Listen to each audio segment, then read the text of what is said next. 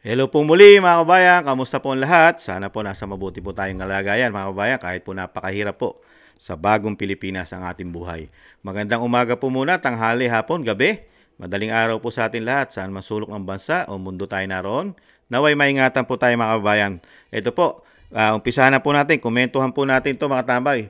Ito pong balita po na binalita po ni Manong Ted mga tambay. Nakakalungkot po sa bagong Pilipinas po. Nung magkaroon po tayo, ayon po kay Kati Binag at kay dating Pangulong Duterte, na nagkaroon po tayo ng Pangulo daw na bangag, adik at durugista at weak leader, ay ganito na po ang nangyari sa ating bansa. Lalo po sa ating kapulisan na nagkaroon po tayo ng PNP chief na ang illegal na droga po ay hindi po maituturing na ito po ay bisyo, bagkus makakatulong pa at dagdag lakas at oras po sa mga Pilipino mga tambay. At nagkaroon din po tayo ng CIDG General sa Metro Manila.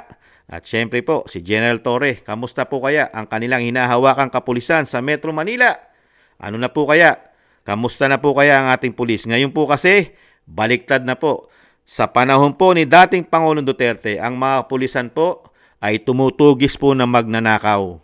Tumutugis po ng mga drogista na lumalaban sa gobyerno, ayaw magparehab at nagbebenta ng droga. Tumutugis po ng mga smuggler, tumutugis po ng mga drug lord ang mga kapulisan. At tumutugis din po, tumutulong din po pagsugpo sa CPP, NPA, NDF ang mga kapulisan. Pero po sa panahon ng bagong Pilipinas, iba na po. Ang mga pulis na po ay gusto na pong magnakaw at nagiging magnanakaw na daw po ang mga pulis mga tambay. Matindi, mga pulis na raw po ay gusto nang magnakaw at maging magnanakaw po. Ayon po rito kay Manong Ted. Nakakalungkot ano? Nung pumasok po ang bagong Pilipinas, iba na po ang imahe ng mga kapulisan. Sila na po mismo ang nagnanakaw. Samantalang nung panahon ni dating Pangulong Duterte, tumutugis sila na magnanakaw. Ngayon, sila na mismo ang magnanakaw yata mga tambay. Pakinggan po natin sila Manong Ted. Panggap na magnanakaw. Oh, hindi. Ikaw naman. Nang magkaharap sa barangay, humarap po yung mga polis, kasama po yung ginang na kanilang hinuhuli. Humingi ng paumanhin. Humingi na sorry. Nagkamali daw po sila. Nagkamali na ninakawan. Hindi. Sibak sa pwesto. Naku, grabe po ang video nito. Caught on cam. Sibak nga po sa pwesto ang 7 polis. Nabigla na lamang pumasok at nanghuli po sa isang tindahan sa Taguig City. Sa video, makikitang laking gulat ng isang ginang at ng kanyang mga anak nang dumating ang mga polis. Pinabasa pa sa kanyang papel na umano'y isa daw arrest warrant. Pero dahil wala raw nakalagay kung anong kanyang kaso, pumalag po si Mrs. Hindi na nakita mga sumunod na nangyari sa tindahan dahil winasak ng mga polis ang CCTV. Pero po ayon sa ginang, tinangay ng mga nanghuli ang pera mula po sa tindahan niya na aabot po sa 80,000 piso at maging ang kanilang mga cellphone. Sa pilitan din daw siyang isinakay sa police mobile at sinabing dadalhin sa barangay. Pero tila hindi raw ibababa ang ginang kaya nang madaanan ng mobile sa barangay, tumalon. Ang kwento po kasi dito ng ginang, sumama siya. Kahit na yung arrest warrant, medyo skeptical na siya. Sabi, dadalhin siya sa barangay. Yung sasakyan, dumaan sa barangay, nagulat siya, lumampas. Paglampas, tumalon po siya, maging yung isang bata na nandun sa Hindi mobile. nabagok yung ulo. Tinamaan yung ulo ng bata. Tumama po sa semento. Yun ang sinasabi po nung ginang. Ilan silang pulis? 7. Alam mo, Diyan sa Taguig. Alam mo kasi usually yung mga, di ba yung mga tulisan, mga hold-upper, magnanakaw, nagpapanggap na pulis, di ba? Ito baliktad. Ano ito? Mga pulis to na nagpapanggap na magnanakaw. Oh, hindi. Ikaw naman. Nagpapanggap na magnanakaw. Anong ginawa nila? Totoo naman yun no? Di ba? Ang mga pulis, yung mga magnanakaw, nagpapanggap ng mga pulis. Di ba? Yan po ang limit Yan po ang realidad sa ating bansa. Ang mga magnanakaw, masasamang tao, nagpapanggap na pulis. Pero po nung pumasok po ang bagong Pilipinas, iba na po. Ang mga pulis na po ang nagpapanggap na magnanakaw. Ayon po kay Ted, mga tambay. Nagnakaw daw. Kinuha daw yung pera na aabot sa 80,000 piso. Oo, so ito yung mga pulis na nagpapanggap ng magnanakaw. Ito ang matindi dito. Moonlighting ng mga magnanakaw. Nang nagkaharap sa barangay, humarap po yung mga pulis, kasama po yung ginang na kanilang hinuhuli. Humingi ng paumanhin. Humingi na sorry. Nagkamali daw po sila. Mali daw po yung kumbaga Nagkamali na ninakawan. Hindi. Hindi. Nagkamali daw ng sinervan ng warrant. Yun ang sinasabi. Nagkamali. Oo. Nagkamali pero sinira mo yung CCTV. Nagkamali ka. Ano ka, gago? Bobo? Bobo na po ba mga pulis natin ngayon?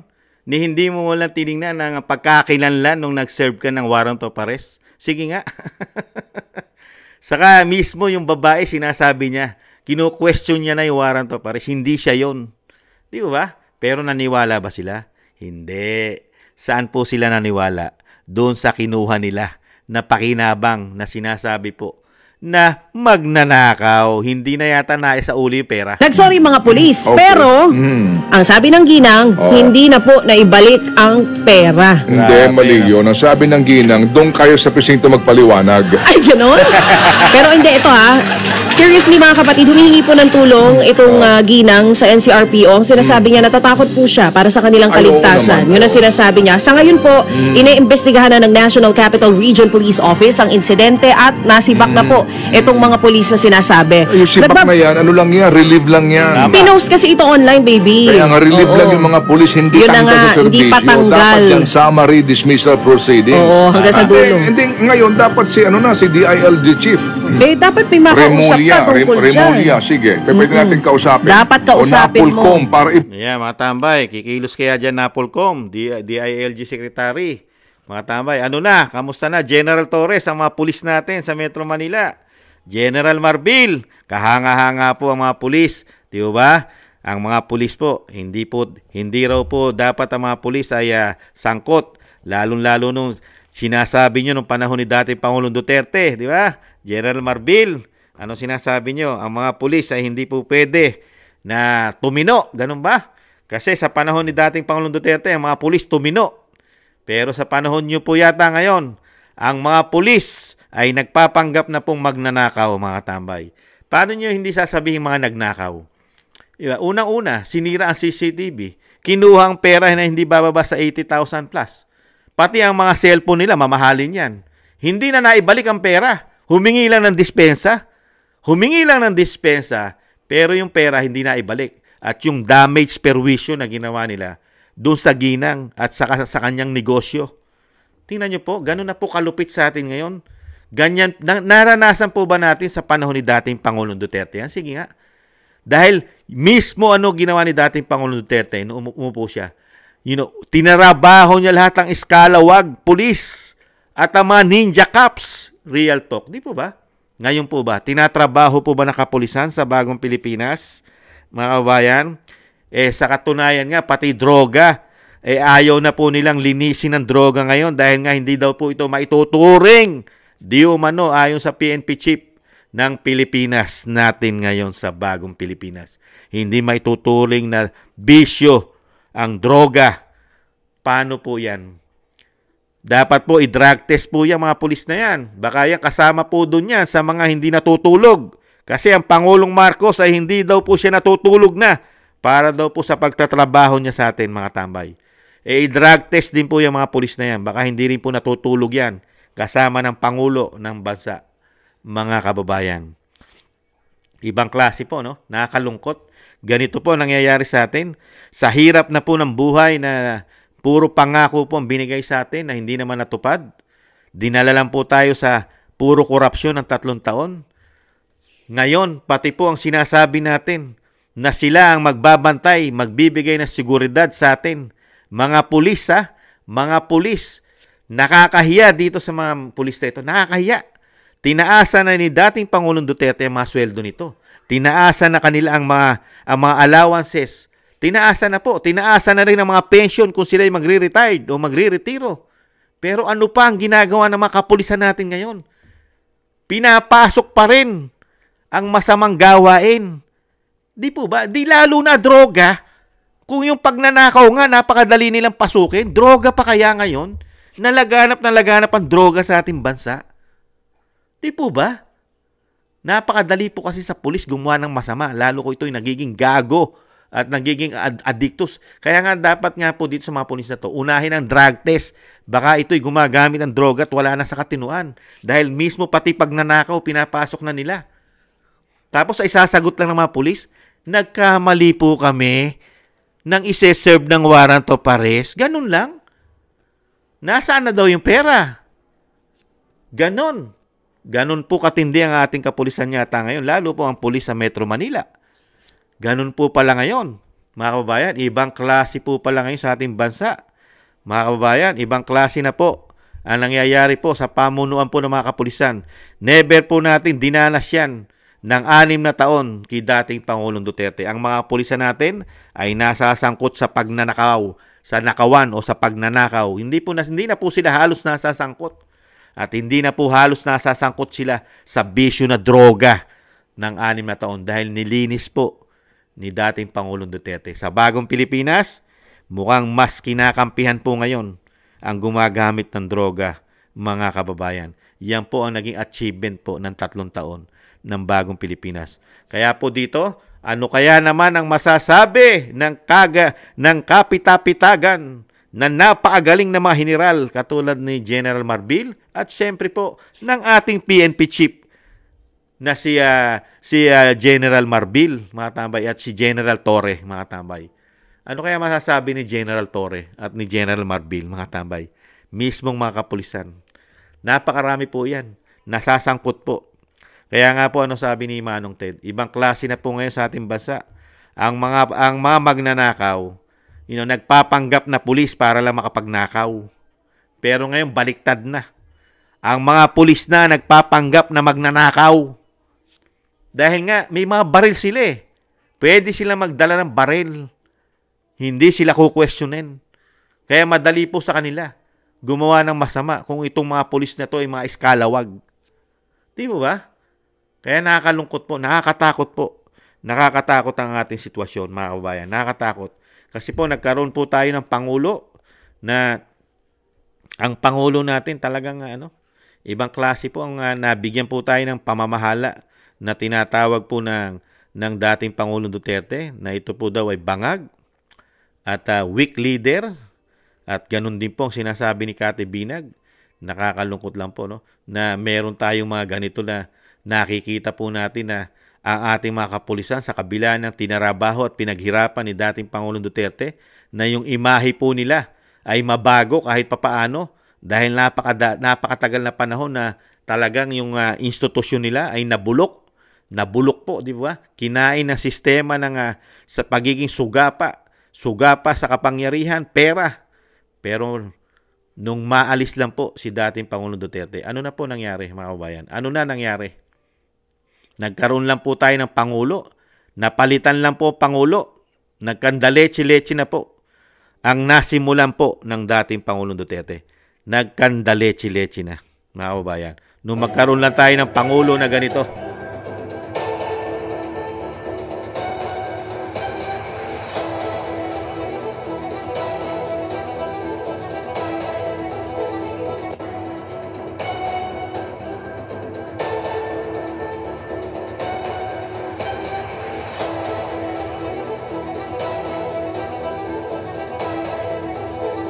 Grabe, no? Nung magkaroon lang po tayo ng Pangulo na ganon, ayan na po ang nangyari sa ating bansa. Pati sa ating kapulisan, wala na pong respeto, mga tambay. Wala nang respeto sa taong bayan at hindi mo na maasahan ang kapulisan ngayon na sila magpuprotekta sa taong bayan.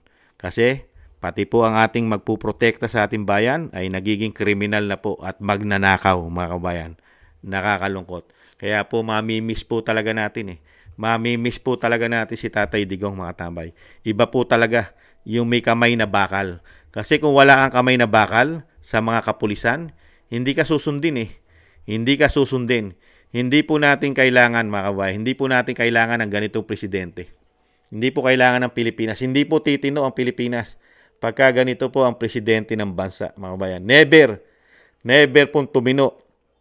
At never pong matakot ang kapulisan. sa presidente pong ganyan, mga tambay. Never. Hindi po matatakot at baka hindi po sundin, mga kabayan. Kailangan po talaga ng bansa ay strong leader. Strong, mga tambay. May yagballs, may bayag ang kailangan ng presidente.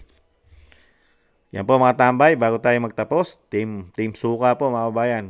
Ang PDP laban po natin, ayan po.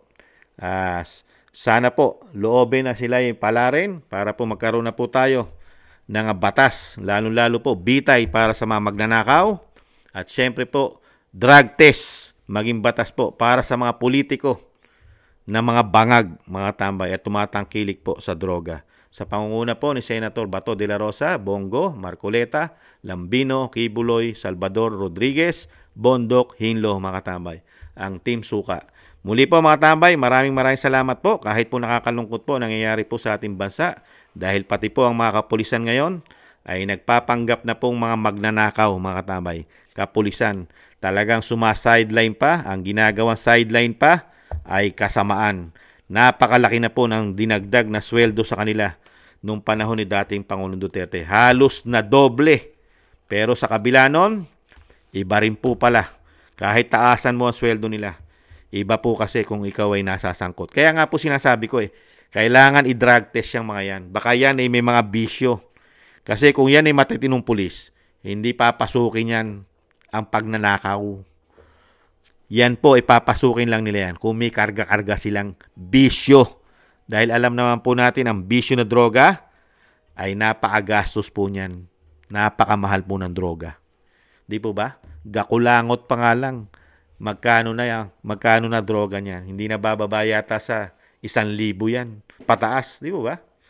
Muli po mga tambay, ingat-ingat po tayo. Mag-iingat po tayo. Napakahirap po ng sitwasyon sa ating bansa. Napakarami po natin ngayon na marami po tayo ngayon iiwasan mga tambay. At syempre po, yung safety natin, nahandyan na po. Kompleto na po tayo ngayon. Mga kriminal, mga kaliwang grupo, terorista, nahandyan pa mga addictus. At talagang magdoble ingat po tayo, lalo po sa ating mga barangay. Hindi na po natin hawak ngayon ang sitwasyon ngayon po sa bagong Pilipinas. Dahil mismo pati po ang inaasahan natin, natutulong at magpuprotekta at magbabantay ng seguridad natin, sila mismo ngayon ang nasasangkot sa ganito po na klase na napakasamang gawain mga tambay. Pagnanakaw. Di po ba? Pagka pagnanakaw, ano nakasunod niyan? Pati droga, papasukin yan. Dahil nga po, pera ang ginojos na nila ngayon. Wala na po mga dignidad dyan. Muli po, maraming salamat po sa gusto po natin tambayang makabayan sa YouTube at TikTok. At ganun din po sa mga nagko-comment, like, share, and subscribe. Maraming salamat po. Mag-iingat po tayo mga kabayan. Ingat po, ingat. At huwag po kayong mag-alala at huwag po tayong mainip. Malapit na pong dumating at dumapo ang Agila ng Mindanao. Paalam. Bye-bye. Ingatan nawa po.